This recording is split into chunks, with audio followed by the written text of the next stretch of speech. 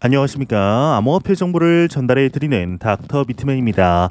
네, 주말의 마지막 일요일입니다. 어떻게 주말 잘 보내고 계신가요? 현재 비트코인의 가격을 기준으로 아쉬운 모습을 보여주고 있지만 이더리움 현물 ETF 승인에 대한 기대감일까요? 간만에 부대장이 상승하는 모습을 보여주고 있습니다. 일단은 코인 마켓캡에서 메이저 탑10 코인들 가격 한번 살펴보도록 하겠습니다. 네, 일단 시가총액 1위의 비트코인의 경우는 전날과 크게 차이는 없습니다. 63,600달러대. 2위의 이더리움은 4.3% 상승했습니다. 3,250달러대에 나타내고 있으며 BNB의 경우는 590달러, 솔라나의 경우는 141달러대에 나타내고 있으며 XRP의 경우는 1.23% 하락한 0.51달러대에 나타내고 있는데요. 비트코인 도미넌스를 한번 보겠습니다. 비트코인 도미넌스의 경우는 53%, 이더리움 도미넌스는 16.8%를 나타내고 있습니다. 네, 최근 미국 증권거래위원회이죠. SEC가 5월 현물 이더리움 상장 지수펀드, 즉 ETF를 승인할지에 대한 의문이 업계에서 커지고 있습니다. 이에 관해서 대부분의 기관들, 애널리스트들의 경우는 5월 이더 ETF에 대해서 거부할 가능성이 높다라고 예상을 하고 있는데, 이러한 의구심은 최근 몇 주 동안 미국 발행사와 SEC 간의 회의를 통해 다소 일방적인 대화가 오갔다라는 것을 근거로 들고 있었습니다. 또한 ETF 신청에 대한 실질적인 참여가 부족했다라고 또한 근거를 대게 되는데, 일각에서는 2025년까지 승인이 지연될 수 있다고 말하며 회의적인 입장을 표명하고 있는 것이죠.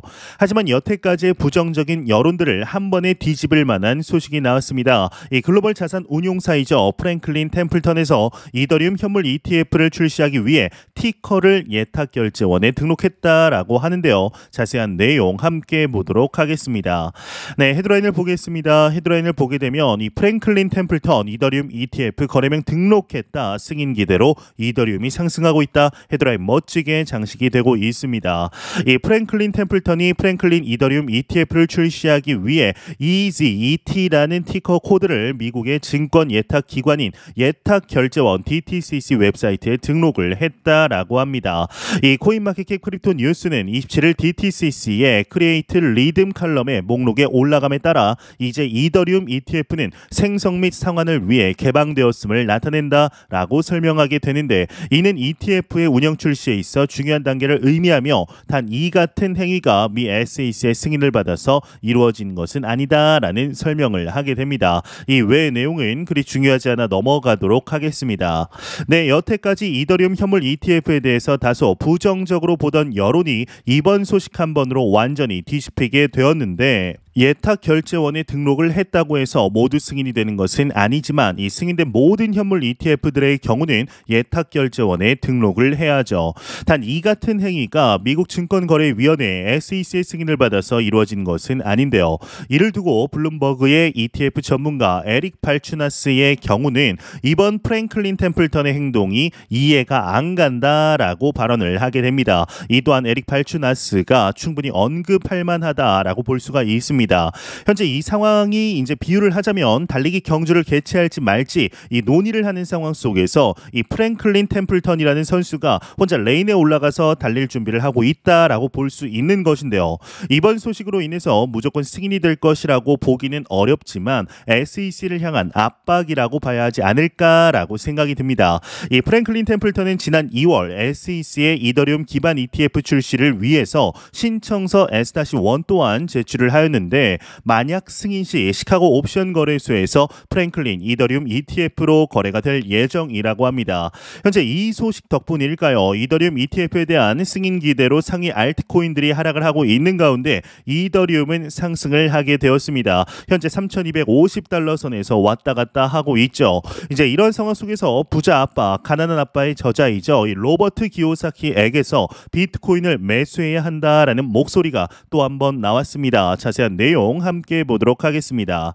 네, 헤드라인을 보겠습니다. 헤드라인을 보게 되면 부자 아빠 저자 미 경제 불황에 빠졌다. 비트코인 매수해야 한다. 헤드라인 멋지게 장식이 되어 있습니다.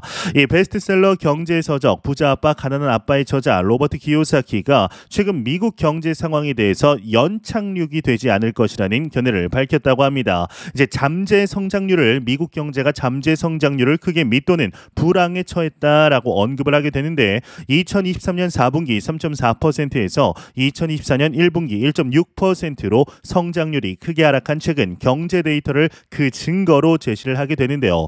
이 기요사키는 근본적인 경제적 약점을 간과하는 것을 경계하며 신중한 재무 계획을 세울 것을 촉구했다고 하네요. 그러면서 기요사키는 지난 1월에 백악관과 미 재무부가 경제를 하이퍼 인플레이션에 빠뜨리거나 달러가 폭락하면 어떻게 될지 모른다라며 비트코인은 곧 15만 달러에 도달할 것이고 금과 은 가격도 오를 것이다. 나는 가짜 화폐인 달러로 계속 금과 은, 비트코인을 매수하겠다라고 밝힌 바 있다고 합니다.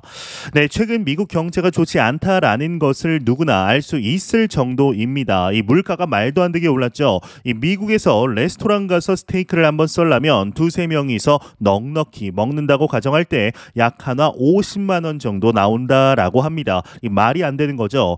이러한 상황 속에서 현대 금융 역사상 처음으로 곤경에 처한 미국 채권 시장을 구제하기 위해 이 머니 프린팅, 즉 돈 찍기가 필요한 상황이며 미 연준이 또한 국채 보호를 위해 머니 프린팅을 이제 여기에 의존을 하게 된다라면 비트코인의 가치는 다시 한번 경이로운 수준으로 상승할 것이라고 보고 있습니다. 이렇게 된다라면 개인적으로는 15만 달러가 아닌 100만 달러 또한 충분히 가능하지 않을까 싶은데요. 뿐만 아니라 오늘 새벽 하나의 소식이 나오게 되었는데 미국 은행 파산이 재발하고 있다라는 소식이 나오게 된 것이죠. 이 퍼스트 리퍼블릭 뱅크가 공식적으로 붕괴되어 규제 기관으로 접수되었다라는 소식이 나오게 되었습니다.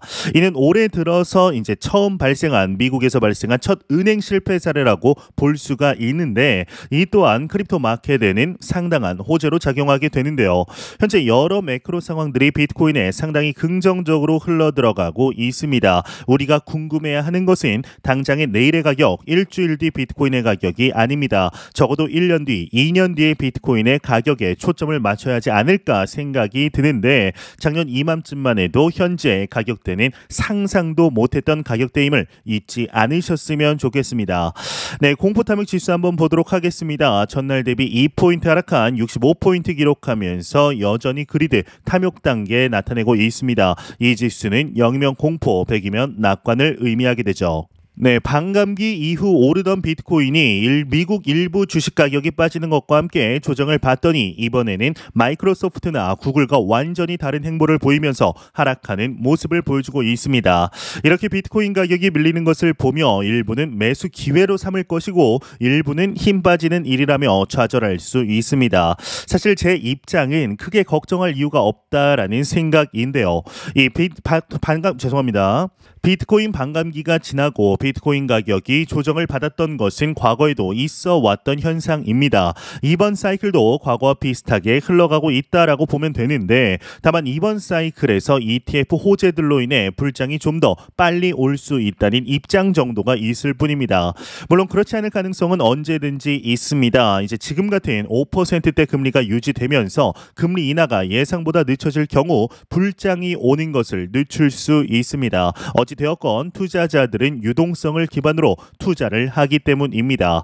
이제 4월 30일이면 홍콩에서 비트코인 ETF 투자가 가능해집니다. 이 중국에서 처음부터 미친 듯이 돈을 넣을 수 있을까요? 이제 저는 그렇지는 못할 것 같습니다. 이 중국 정부의 눈치 속에서 누가 쉽게 큰 돈을 먼저 넣을까요? 이 적게나마 유입이 될 것이고 비트코인이 본격적으로 사이클상 급등하기 시작하면 그때는 이야기가 달라질 수 있습니다. 이 그전에 상당수의 사람들은 이미 매수를 하겠죠. 이 초기보다 뒤로 갈수록 비트코인에 대한 수요가 올라갈 거라는 건 확실합니다. 이 비트코인의 2024년 차트를 보면 우리가 잠시 잊고 있는 게 무엇인지 보입니다. 지금은 하락하는 모습을 그리는 게 아니라 사실입니다. 이제 오히려 이제 비트코인은 지지선을 견고하게 그리고 있는 모습이라는 것인데요. 이 하락한다고 폭락이나 하락장으로의 진입을 의미하는 것이 아니라는 뜻입니다. 이 차트를 보면 2023년 3월 팬데믹이 터지고 오르다가 반감기를 지나면서 가격이 횡보를 합니다. 언제까지냐? 바로 8월까지입니다. 이후 상승하지만 다시 또 빠지죠. 당시 상승분을 그대로 뱉어내는 수준의 하락이 나오는데 당시 고점 대비 하락분을 계산해 본다면 어느 정도 수준이었는지가 바로 나옵니다. 상승장이 와야 마땅한 사이클에서도 마이너스 20% 정도는 빠지는 게 비트코인이라는 뜻인데요. 이걸 이해하지 못한다면 비트코인 투자를 원망하면서 계속해야 합니다. 비트코인으로 큰 돈을 번 사람들이 있습니다. 그들을 보면 뭔가 대단한 투자 철학이 있어서 그런 게 아닙니다. 미래의 블록체인 기술이나 뭐 이런 거 아무것도 몰라도 돈을 버는 사람들이 있습니다. 그들은 단순히 아는 것을 실천에 옮겼을 뿐입니다. 비트코인을 매수하고 폭등할 때까지 기다렸을 뿐인 것이죠. 다만 이걸 알면서도 지키는 사람은 굉장히 소수에 불과할 뿐입니다. 지금 이 영상을 보시는 대부분의 분들 중에서도 5%가 안 될 거라고 저는 확신합니다. 이걸 지킬 수 있는 사람만이 결국 큰 돈을 벌 수 있는 것인데요. 제가 매 영상 말씀드렸지만 현재는 매도가 아니라 매수 후 개수를 지켜야 할 때입니다. 절대로 단기적인 시각으로 이 시장 바라보지 마시고 장기적인 시각으로 또한 오랜 시간 동안 함께 할 수 있는 여유 자금을 통하여 투자를 진행하시길 진심으로 바라 보도록 하겠습니다. 네, 제가 준비해온 소식은 여기까지입니다. 영상이 도움이 되셨다면 구독과 좋아요 그리고 광고 한 편만 처음부터 끝까지 시청 부탁드립니다. 이 채널은 오직 광고 수익으로 운영이 되게 됩니다. 항상 영상 시청해 주시는 시청자분들, 구독자분들 너무나 감사드립니다. 오늘 남은 시간 잘 마무리하시길 바라면서 저는 더욱 도움이 되는 영상으로 찾아뵙도록 하겠습니다. 지금까지 닥터 비트맨이었습니다. 감사합니다.